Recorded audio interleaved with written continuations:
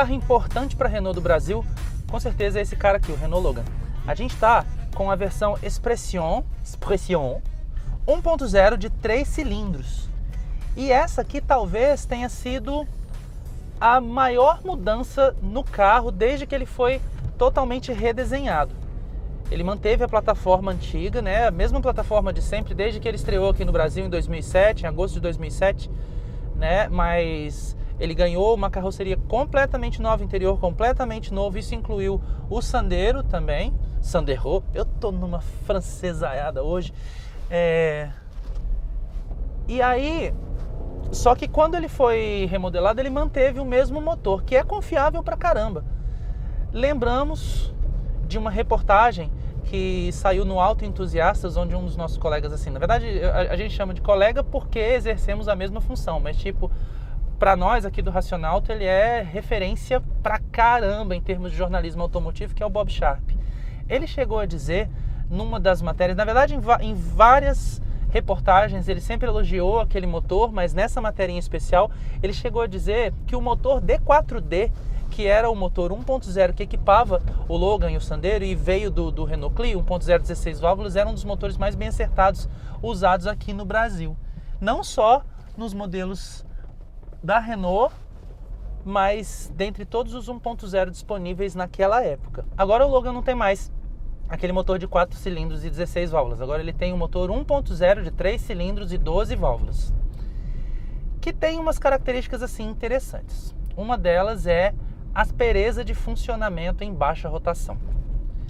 É engraçado porque a gente tem como primeira referência de motor de 3 cilindros o motor do HB20, que a gente achava que era bastante suave, e aí você fica com essa referência e fica esperando talvez que todos os motores de 3 cilindros utilizados acabem tendo mais ou menos o mesmo tipo de comportamento, mas a gente sabe que não é assim que acontece, só que a gente esperava que esse aqui fosse ser um pouquinho mais suave.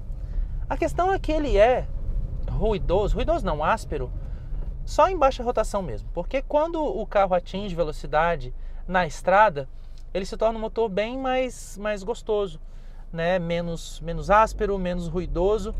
E aí a gente acabou eliminando uma daquelas principais características que o Logan tinha, que era ruído na estrada. O motor D4D é super girador, ele gosta de giro para poder se desenvolver bem. Ele é um motor meio xoxo, em baixa rotação e tal, mas em alta rotação ele vai muito bem. Tanto é que, por que eu pareço falar com tanta propriedade a respeito desse motor? Porque eu tenho um Logan. Olha a cara de feliz da pessoa. Eu acho interessante citar isso pelo seguinte: eu tenho um Renault Logan 2008 que eu comprei desde zero, eu comprei 0 km. E está hoje com quase 200 mil quilômetros rodados. O carro esteticamente não está lá, essas coisas. Mas se existe uma coisa da qual eu posso me orgulhar, é o fato de ter um motor que continua funcionando do mesmo jeito que quando era novo. O motor é realmente muito bom. Então é importante a gente falar sobre a mudança desse motor em especial, porque esse carinha aqui agora, ele se tornou um carro um pouquinho menos temperamental, digamos assim. O Logan antigo, ele era um carro que precisava de você pisar para ele poder responder, inclusive porque aquele motor veio do Clio, e no Clio ele deixava o carro bem mais solto, né? Teve gente que já chegou inclusive a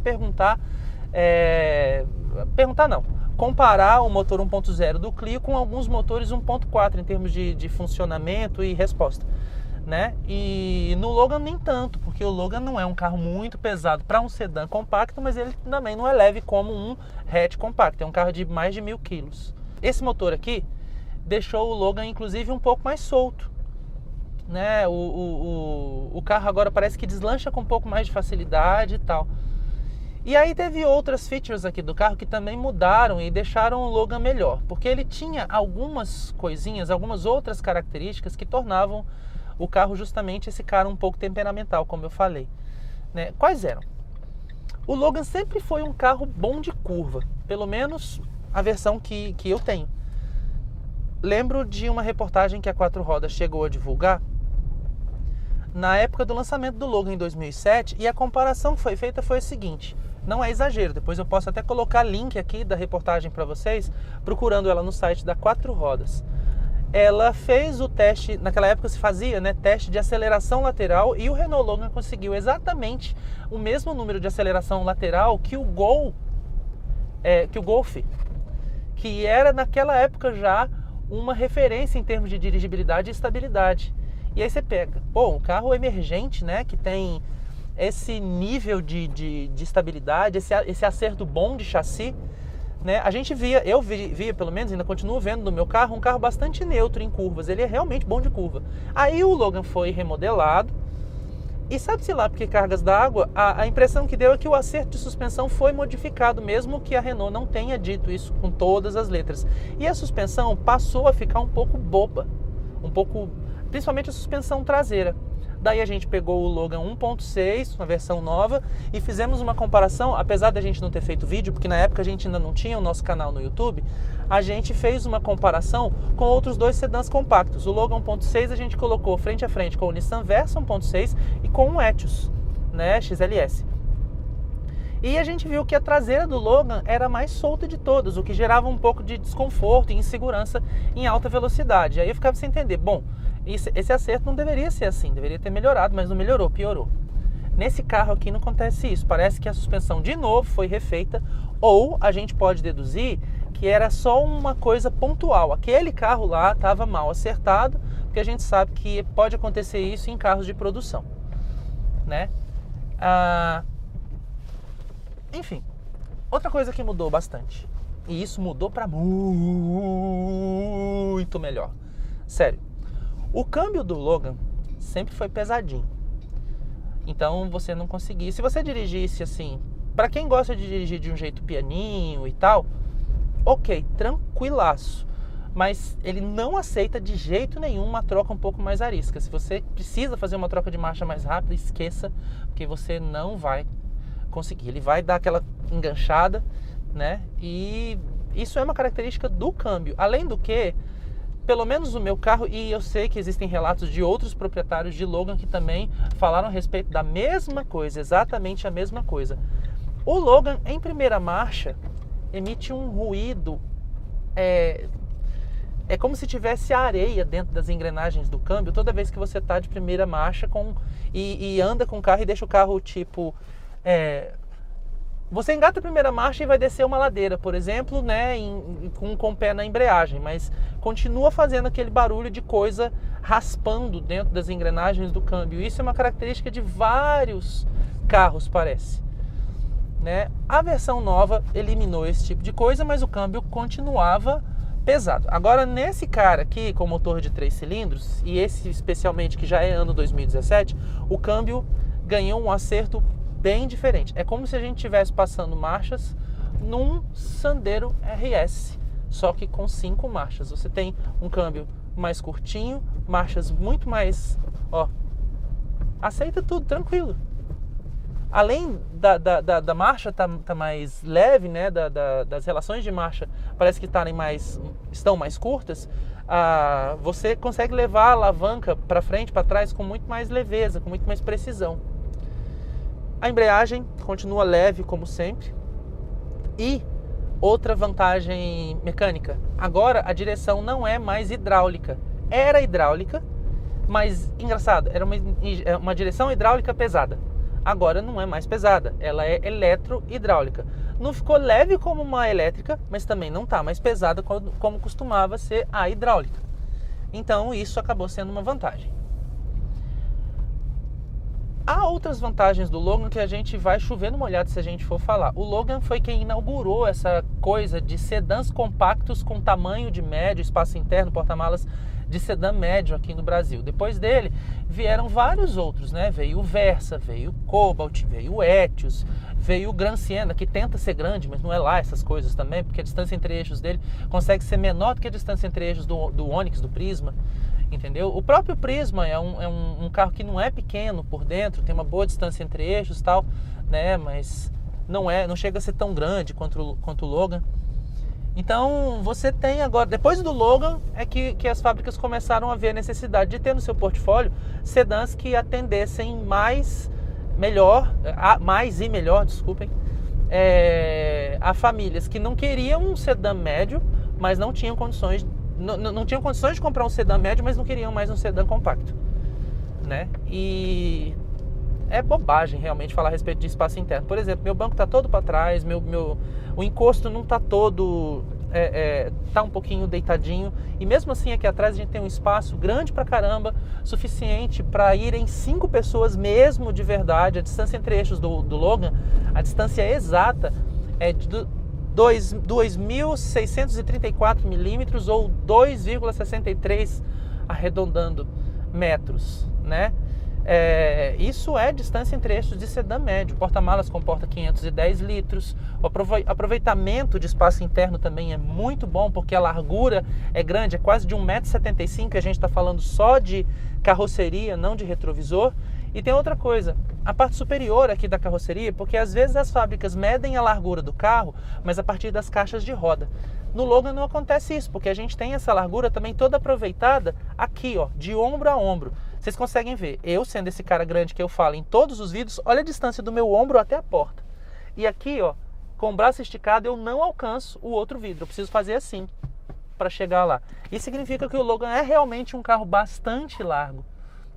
Por isso que ele é um dos poucos sedãs compactos do mercado que realmente levam 5 pessoas sem nenhum aperto. Essa versão aqui, porém, não é a versão mais completa. Independente do fato dela não ser a versão mais completa, a gente encontra em todo o Logan o mesmo padrão de acabamento, que melhorou em relação ao Logan antigo, mas não é lá assim uma Brastemp, aquela coisa. Ainda deixa a desejar, porque a gente tem muito plástico. Os plásticos são de melhor aparência, a montagem está mais bem feita, é esmerada, mas não adianta a gente querer fugir do fato de que o Logan é um sedã feito para mercados emergentes. Então ele é um sedã emergente. Você não vai encontrar aqui nenhuma superfície emborrachada, não adianta. Aqui na porta você tem plástico para tudo quanto é lado. E nessa versão aqui especialmente, a Expression 1.0, com motor de 3 cilindros, você tem bancos de tecido, o volante espumado, mas sem revestimento em couro, a alavanquinha também só de plástico, com uma coifazinha aqui da alavanca com tecido que imita couro, mas não é, né? E você tem, óbvio, algumas features aqui que são interessantes. Por exemplo, você tem aqui no painel esta seção central aqui, onde fica encaixada a tela da central multimídia, que é em black piano, que tem gente que acha que é chique e dá até uma aparência um pouquinho melhor, mas chique mesmo não é. Os botões do ar-condicionado são bacanas, tem funcionamento bacaninha também, mas ó, não são tão bem encaixados. A pega do volante é legal, mas o volante é muito grande. Você tem saídas de ar redondinhas ali na beirada e quadradinhas aqui no meio, que melhora o aspecto geral da cabine. Os bancos são suficientes, eles não são assim os mais confortáveis, mas também não são os mais desconfortáveis. Eles não têm o maior apoio lateral, mas também não têm o menor. É o que a gente chama de average. É um sedã bem mediano nesse aspecto todo. Mas a ideia do Logan é justamente essa: atender de forma racional a quem precisa de um sedã espaçoso por um preço mais em conta. Só que agora a gente precisa reclamar de uma coisinha. O Logan já foi um cara mais barato. É claro que o mercado está inflacionado para todo mundo. Não existe sedã mais barato hoje. Eu me lembro que em 2008, em março de 2008, que foi quando eu comprei o meu Logan, ele custou exatamente R$ 36.140. Eu tenho a versão exatamente igual a essa, né? Em termos a versão equivalente.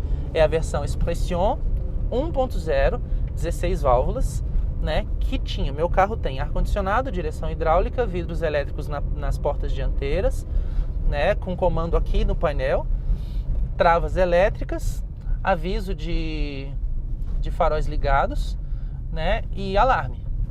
Acabou. Esse cara aqui tem mais coisa. Esse cara tem direção eletro-hidráulica, vidros elétricos nas portas dianteiras com One Touch. Olha! E agora os comandos estão aqui na porta, quer dizer, a ergonomia melhorou. No Logan antigo já tinha melhorado, mas eles fizeram um aplique aqui na porta para poder melhorar isso. Os retrovisores têm comando manual. A direção continua só com ajuste de altura, deveria ter ajuste de profundidade já, por favor, porque até o HB20 básico tem isso, né? Você tem o banco com ajuste de altura, o antigo também tinha, mas você tem essa central multimídia. A central multimídia é opcional.